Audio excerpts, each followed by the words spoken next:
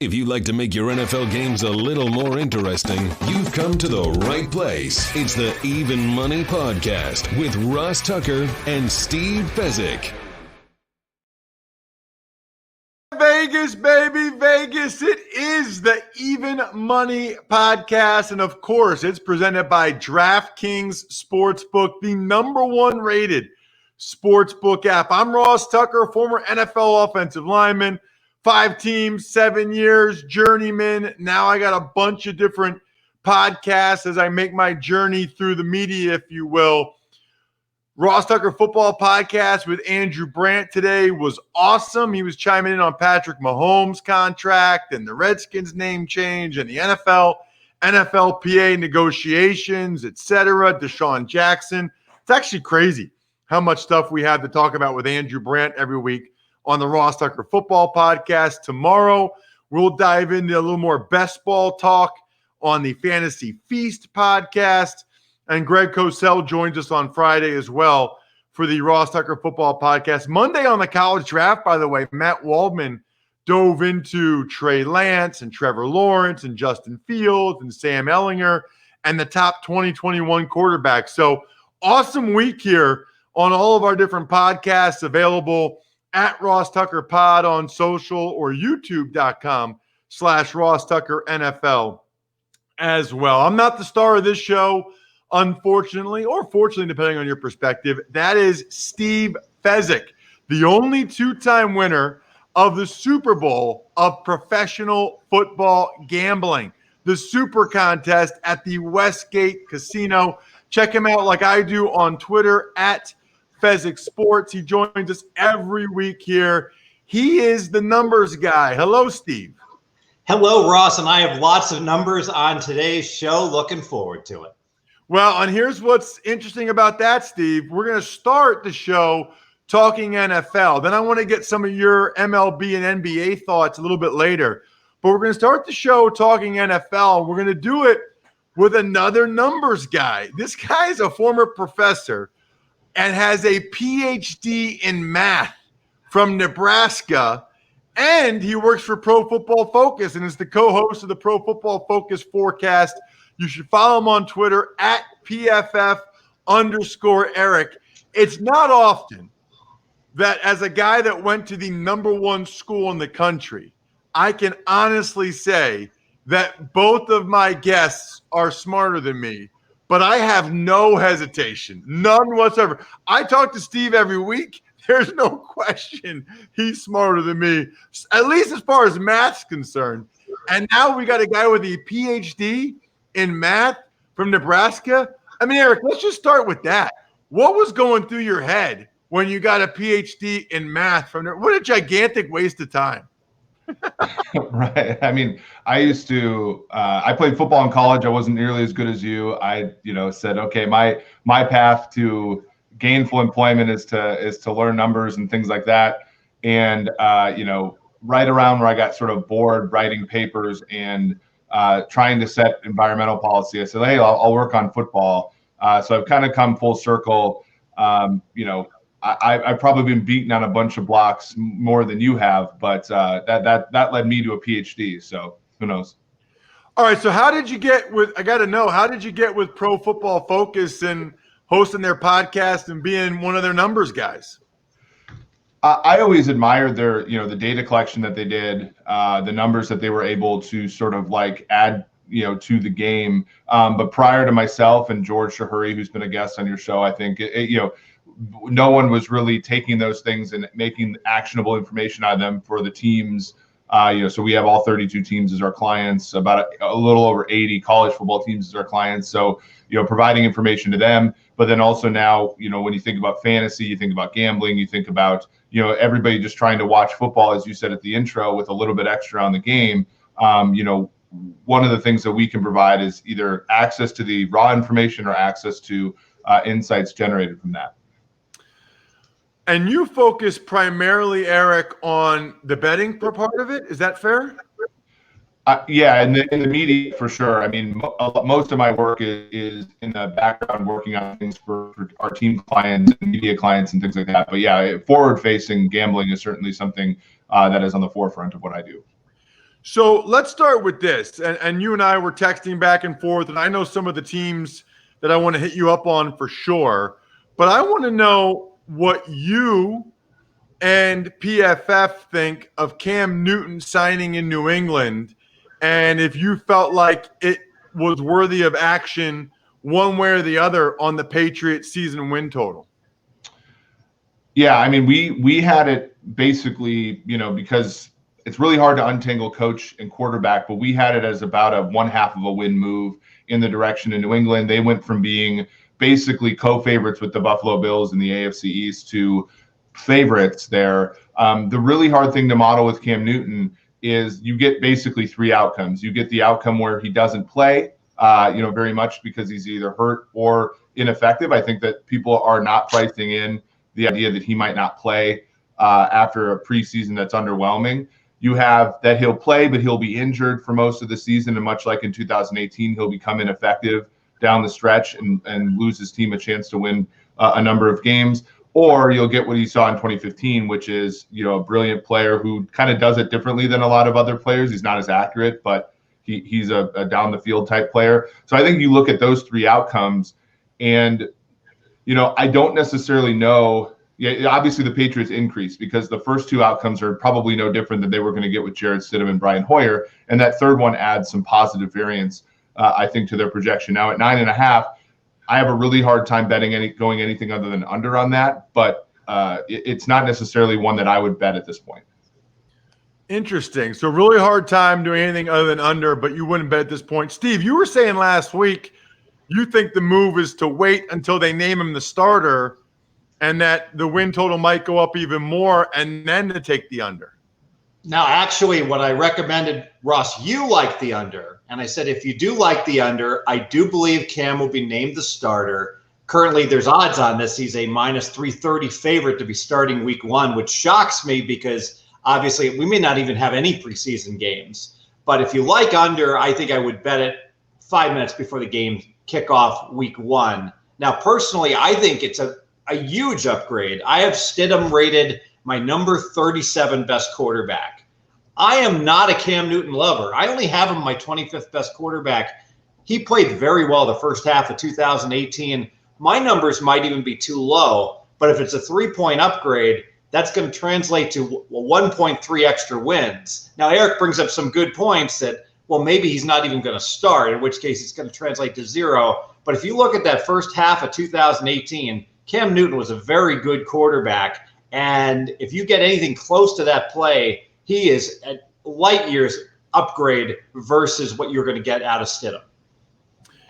Eric, let's dive into a couple other teams that I know, just following you on Twitter and stuff, that you have strong opinions on. And we'll start with the Houston Texans because when I got this text message and what you thought about them, I was surprised to say the least. I don't want to steal your thunder, though. So go ahead on your thoughts on the Texans season win total.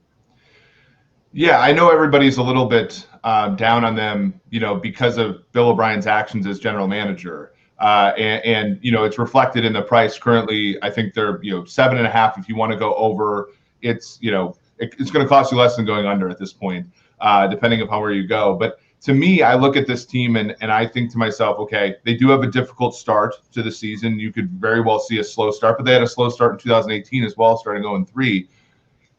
I look at DeAndre Hopkins, the downgrade from him to Brandon Cooks, Kenny Stills, whomever is going to take those plays from. I see that as less than, sort of the full win. If you look at them in relation to their win total a season ago, which was 8.5, 9. I see that as being less impactful than maybe the market does. I look at their defense being, dreadful a season ago, trying to incorporate a number of new players on the fly. Defense generally regresses. So if it's really poor one season, whether it be luck or whether it be just, players in coverage playing better, and JJ Watt being there for an entire season, presumably, I kind of like Houston's over here as a general fade on the rest of the AFC South, which I think people are a little too high on. What do you think about that, Steve?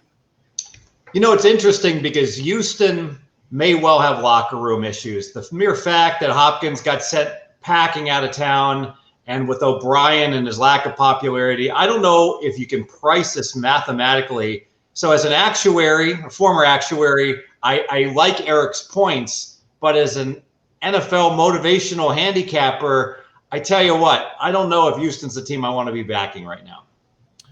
Yeah, I think the point you made, Eric, about Hopkins not being worth a full win, I think makes sense to me.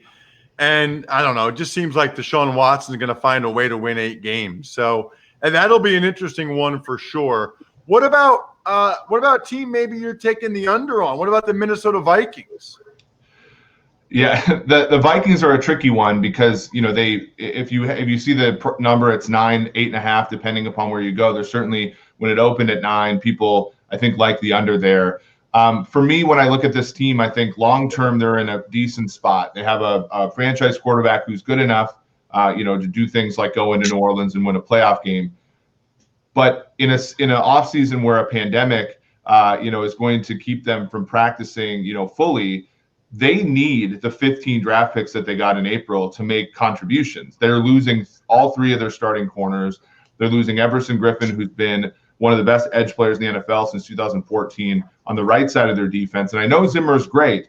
And usually I would, trust him in a normal situation. But you need some sort of combination of Mike Hughes, Cameron Dantzler, Jeff Gladney, Holton Hill to make 3 corners. And I just really have a hard time seeing that. And you look at their schedule, they face the AFC South, they face the NFC South. That's a lot of good quarterbacks. A season ago, they got to play something like 4, 5, 6 backup quarterbacks, and it hit a lot of their deficiencies. So for me, I'm taking the under on Minnesota, not even to mention the fact they traded their best player, Stephon Diggs, during the middle of the offseason. So I think that price is way too high, and I think they're factoring in a lot of things that would be true in a normal circumstance that won't be true in an offseason abbreviated by a pandemic. What do you have on the Vikings? I forget, Steve. Yeah, so the Vikings, mixed bag here. I agree with a lot of what Eric is saying. And further, the Vikings were, in many ways, the luckiest team in the NFL last year. Plus 11 in turnover differential, least injured team in the NFL. So all of a sudden, we've got all these guys exiting the team of a team that was super healthy the year before. Having said that, I cannot go against Mike Zimmer. I got Mike Zimmer, my 4th best coach in the NFL, tremendously underrated. If you just bet on him each and every game, you cash 62% of your tickets. So fading the Vikings is not a wise move. One other thing I have on the Vikings, they did lose the Week 17 game against the Bears at home where they mailed it in. They didn't play anyone. Mannion started. So if you just look at the underlying stats on the Vikings and the results, 10-6 team, and you look at the stats, remember there was a game in there that they would have won that they lost just because they played all their backups. Wow, this is awesome. You guys are coming with some stats. You guys are not messing around today. What about the Washington Redskins, or at least for right now, the Redskins, Eric? It's not often when we talk season win totals that someone wants to bring up the Redskins, but you do. Yeah, I mean, like I said with the Vikings, I think the pandemic is going to have effects on the season that we're just not, used to. And what that's probably going to do is a compression of win totals, right? And I'm a lot more comfortable betting over on teams that have a win total of 5 than I might be betting under on a team like Kansas City that's returning 20 and 22 starters, even though they probably have similar likelihoods given, the way the pandemic might make everybody closer to 8-8 than usual. But when I look at Washington, last season was just mired with a lot of difficulties. They draft Dwayne Haskins. The head coach doesn't want him to play. Every time he gets in there, he's in disadvantageous spots. And to Steve's point, when you just look at the raw numbers on him, he looks terrible, right? His first two times he entered a game, he threw 0 touchdowns, 4 interceptions. There were a lot of drops that were attributed to his wide receivers down the stretch. But when you look at, our grades, which is kind of like saying, did he make a good throw? Did he not make a good throw? Did he make a good read? Did he not make a good read? He was a top 10 quarterback in terms of our grades from week 11 on in the season. And that was the best mark of any quarterback in the NFC East during that time. So when I look at this, I'm thinking, okay, if I can get Washington against New York Giants in a win total prop, against each other, or if I can just flat bet they're over either 5, with a little juice, or 5.5 more even, I'm going to take that because I like Terry McLaurin. I like Ron Rivera as a coach. And I think Jack Del Rio is a good defensive coordinator, and they have a ton of talent. If you just look at that defensive front, you got 5 or 6 really young guys with great pedigrees. I think they're being undervalued here, especially relative to the New York Giants. So, Eric, this is, before I get to you, Steve, this is where people start to be skeptical of Pro Football Focus, as you know, when you say that Haskins graded out the best, aka was the best quarterback down the stretch in the NFC East, where Wentz carried a bunch of practice squad guys to 4 straight wins in the division championship, where Dak Prescott obviously had a big year. I'm sure you get a lot of criticism for that. What's the response when someone says, are you guys out of your mind having Haskins as a better quarterback than Wentz and Dak?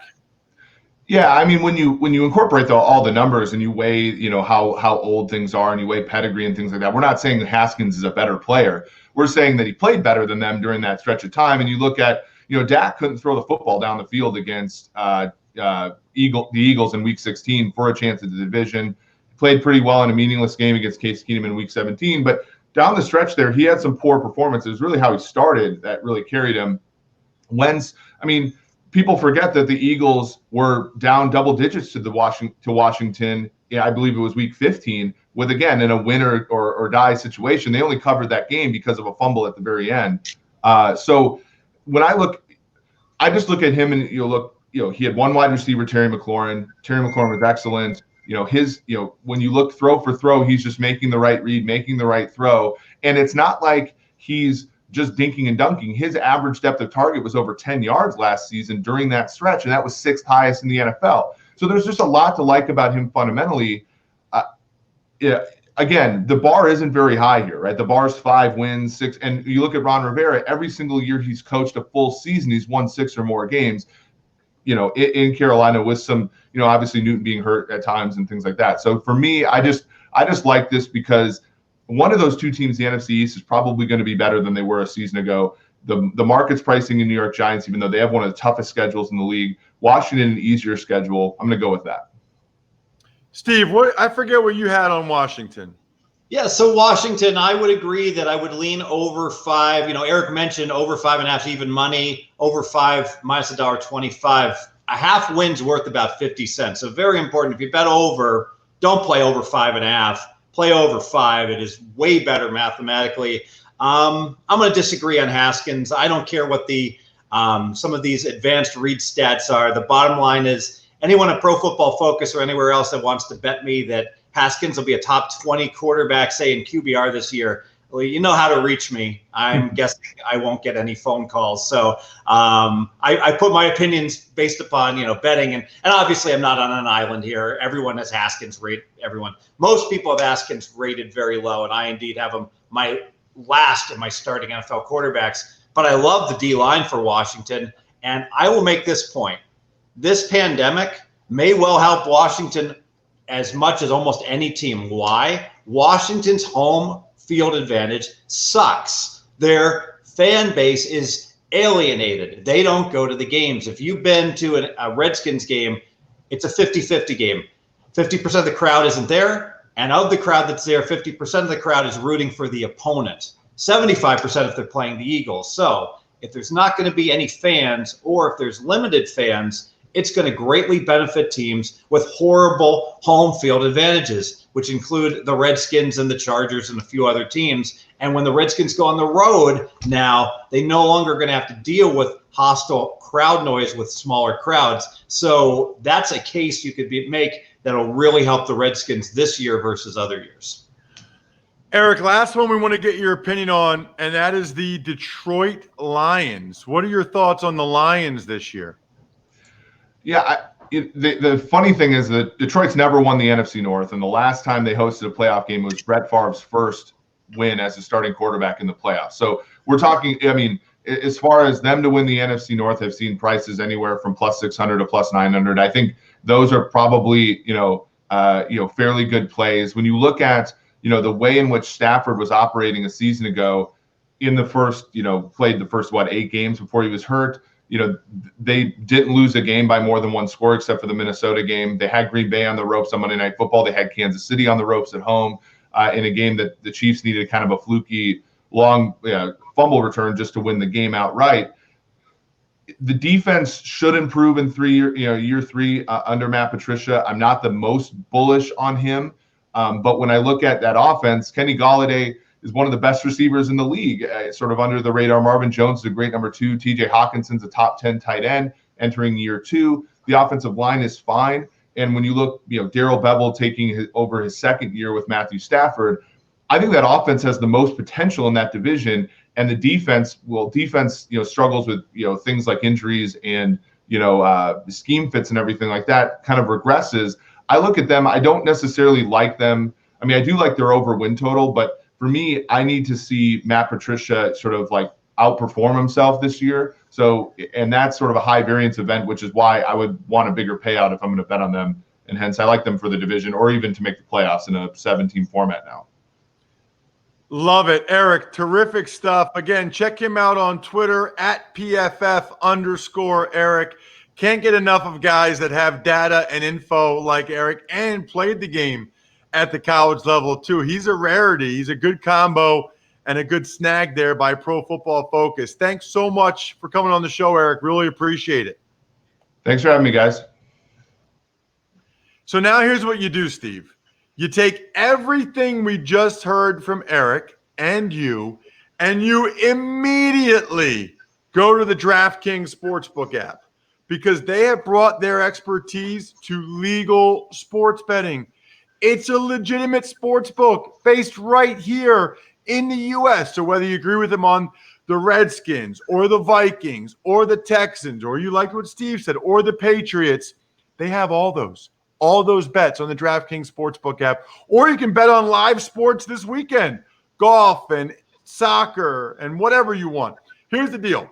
Download the top-rated DraftKings Sportsbook app now. Use code ROSS when you sign up. For a limited time, all new users can get a sign-up bonus up to $1,000. That's right. DraftKings Sportsbook has a sign-up bonus up to $1,000. I just did this over the weekend, by the way. Just enter code ROSS when you sign up. Only at DraftKings Sportsbook. Must be 21 or older. New Jersey, Indiana, or PA only. Bonus comprised of a first deposit bonus and a first bet match, each up to $500. Deposit bonus requires 25 times playthrough. Restrictions apply. See DraftKings.com/sportsbook for details. Gambling problem? Call 1-800-GAMBLER or in Indiana, 1-800-9-WITH-IT. Speaking of with it, Steve, you are with it when it comes to some of these other sports that are starting up soon. We've seen the MLB schedule. We've seen the NBA schedule. Wanted to get your thoughts on that. Why don't we start with your thoughts, Steve, on the NBA restart? So the NBA restart, Ross, this could get ugly in the East because you've got Wizards and you've got the Brooklyn Nets players opting out, not going to Orlando, and we're staring at a situation. One of those two teams is going to have to make the playoffs. And I'm going to go on record now that this Milwaukee versus probably it's going to be Brooklyn in the first round of the playoffs is going to be the biggest mismatch we have ever seen in the NBA playoffs. A bad look for the NBA with this restart with the East, bringing back Washington, a team that Bradley Beal opting out, Bertans opting out, wants no part of being in Orlando. It is all going to be about motivation in my eyes. Who wants to be there? And I'd be very careful betting the restart in Orlando on teams that may not want any part of being in Orlando. Interesting. Okay. Anybody else jump out to you there, or is it primarily the East in that 1-8 matchup? Well, New Orleans should be ultra motivated because they have a schedule of teams, Ross, that is so weak that by light years, New Orleans has the easiest schedule. So New Orleans should be re-energized and the like, but the market is certainly aware of this. Look no further than their game one against Utah, a team that has some questionable motivation coming in. Utah with a much better record, but it's New Orleans that's favored in the game. All right, let's move on to baseball, Steve, and let's get to the Major League Baseball schedule that came out, and you immediately saw something. What was it?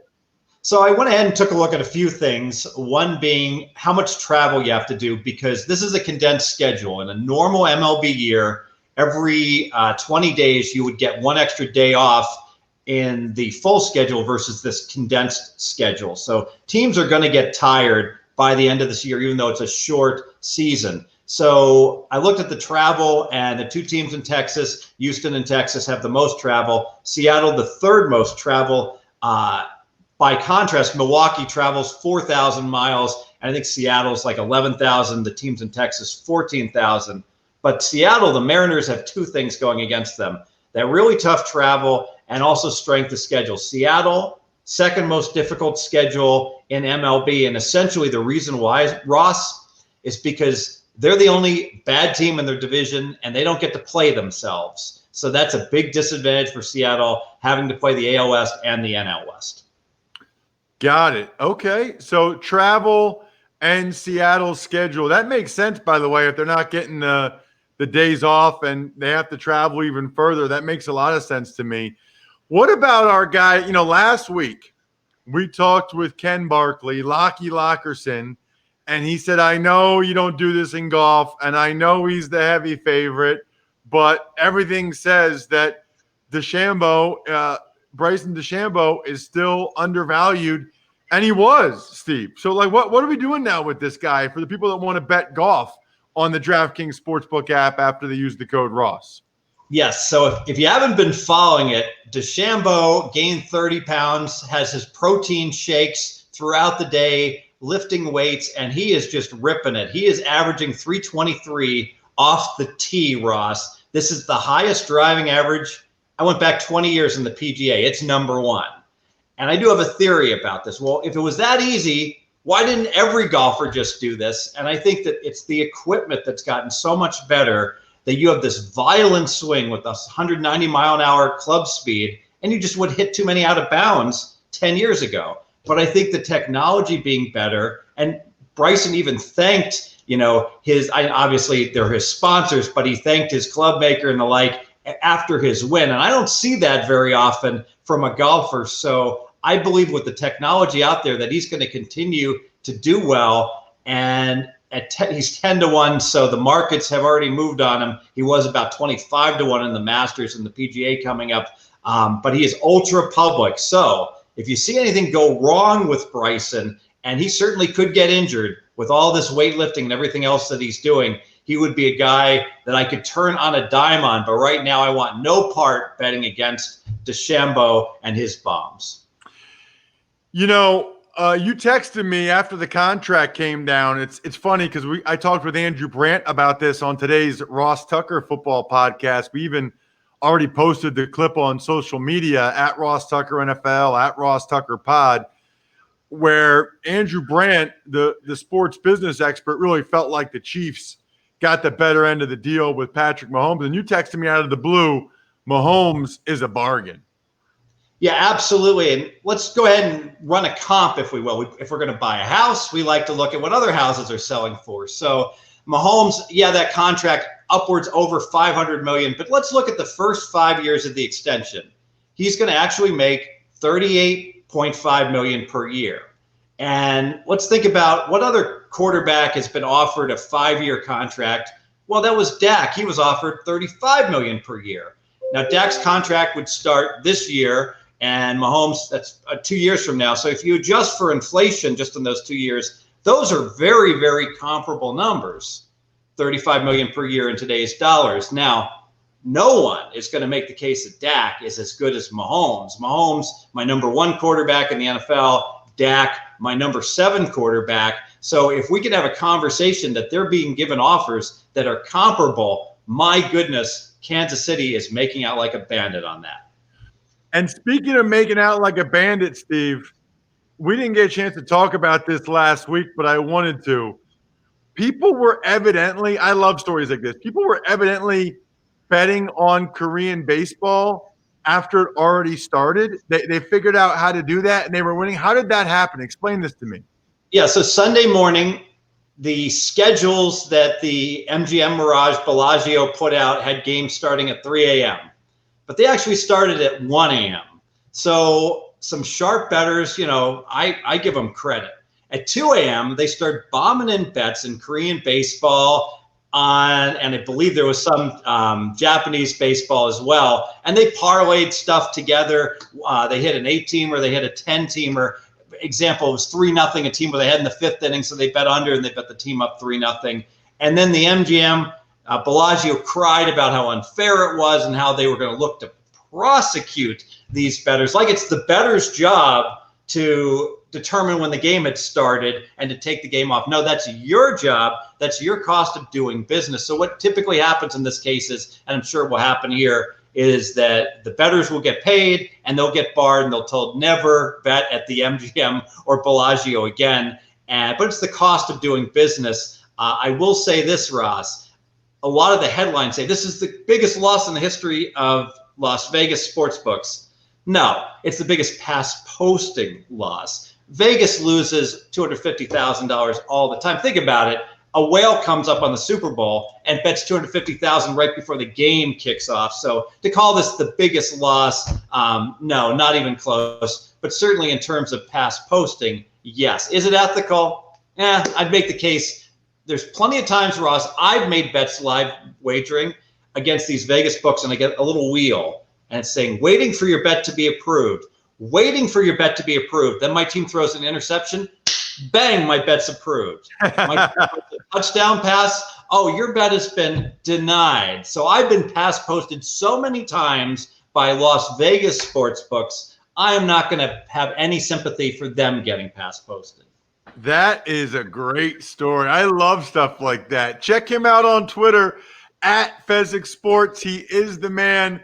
You got to check him out. If you've never seen what Steve looks like, by the way, check him out on YouTube, youtube.com/Ross Tucker NFL. What a great show today with all the NFL stuff with Eric, and then you hitting us up on all the other stuff. Love it. Absolutely love it. Check out today's Ross Tucker Football Podcast. Really appreciate those of you that rate and review the show on Apple Podcasts or whatever your podcast app. It makes a difference. And if you have any questions specifically for Steve, you know what to do. Take advantage of any of our sponsors and then send it to me, ross@rosstucker.com. Other than that, I think we're done here. Good luck, everybody. Hope you guys make some money. Thanks for listening to the Even Money Podcast. Make sure to also subscribe to the Ross Tucker Football Podcast, The Fantasy Feast, Business of Sports, and the College Draft. All available at Apple Podcasts, rosstucker.com, or wherever podcasts can be found.